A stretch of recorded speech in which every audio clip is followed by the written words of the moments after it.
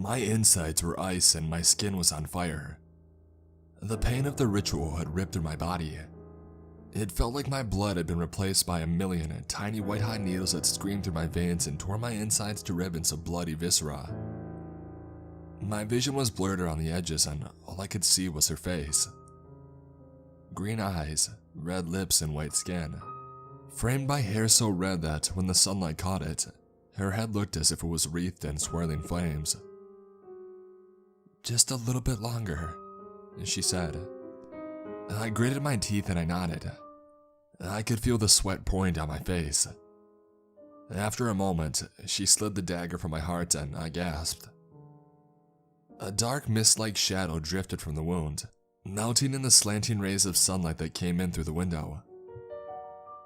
"Okay, now it's my turn," she said. I picked the knife up and I waited as she murmured the old words under her breath, eyes closed. She finished and I shoved the knife into her heart. She groaned and lurched forward, fiery hair falling over her face, sticking to it with the sweat that had already drenched her forehead. Thin wisps of white smoke drifted up from the surface of her skin. I turned the hourglass back and I waited, watching the sand trickle grain by grain into the mounting pile at the bottom. We both knew that this ritual would result in our deaths, yet we both knew that it was the only way to survive. It started with an addiction. No, that's not right. It's never an addiction at first. At first, it's only harmless fun. At least we thought it was harmless back then.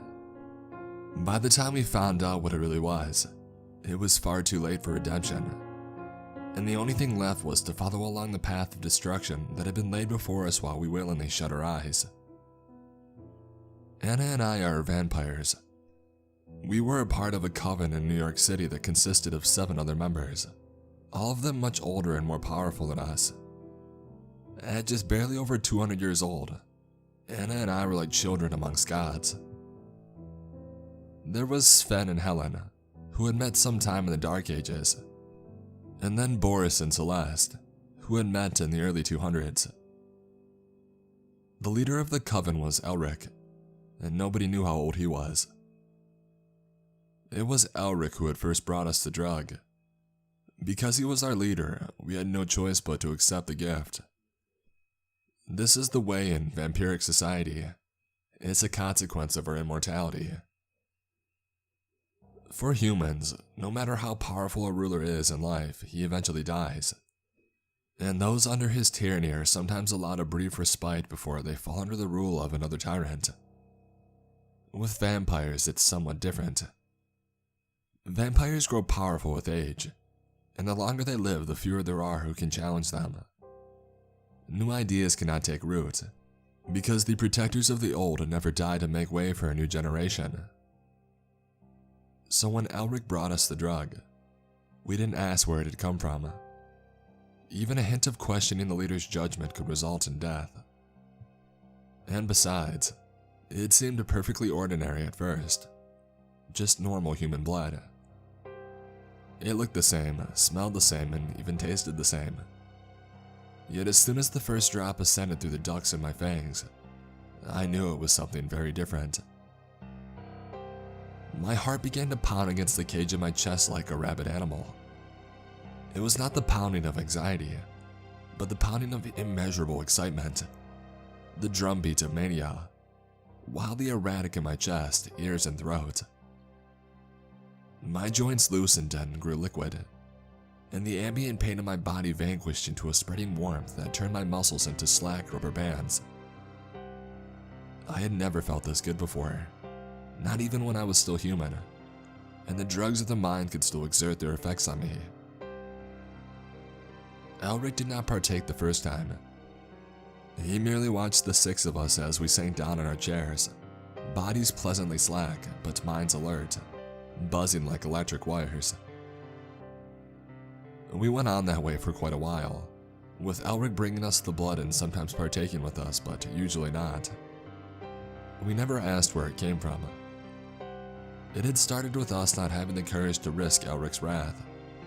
But as the drug sank its claws deeper and deeper into us, the more we came to simply not care about its origins. That must have been what Elric was waiting for, because when we finally didn't care at all, when the drug had complete power over us, Elric revealed the source. He led us to the poor district of town. None of us had been here for a long while. It is prime hunting grounds for young vampires who desire easy prey. But the people on this side of town cannot afford to eat well, and their blood is bitter and it moves through their veins like sludge. Yet here we are, and Elric seemed positively delighted by the place. The rundown buildings with bars in the windows, the deserted streets that were pockmarked with potholes, even the smell of desperation that filled the air, all seemed to hold a powerful charm over him.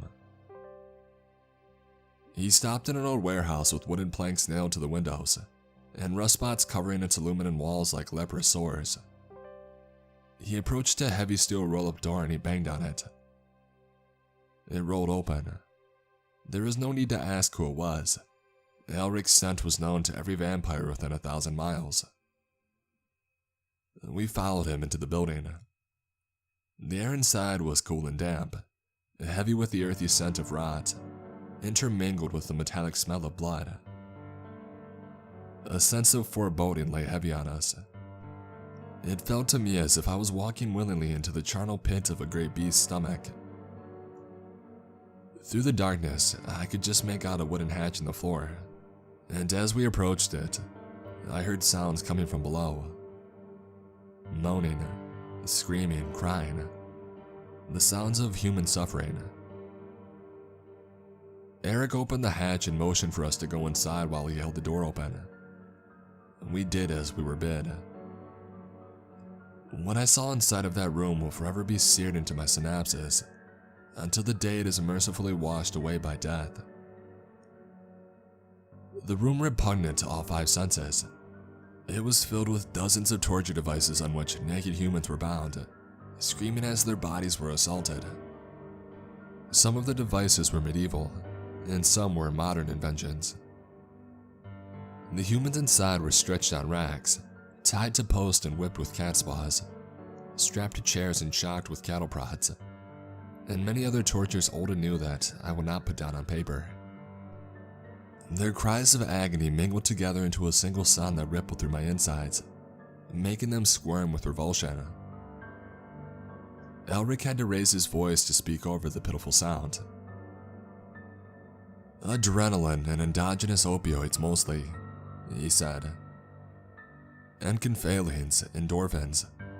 The pain releases them into the bloodstream, and then we drain them. Go on and try, it's better fresh." Boris and Celeste went ahead with no hesitation. Sven and Helen shied each other an uneasy glance, but they too stepped forward to feed.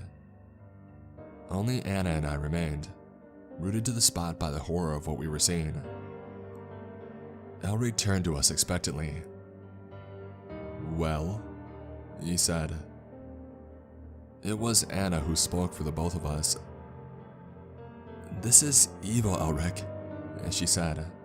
"We don't want any part of it." Elric turned to me. His eyes searched my face. "Is this how you feel too?" he asked.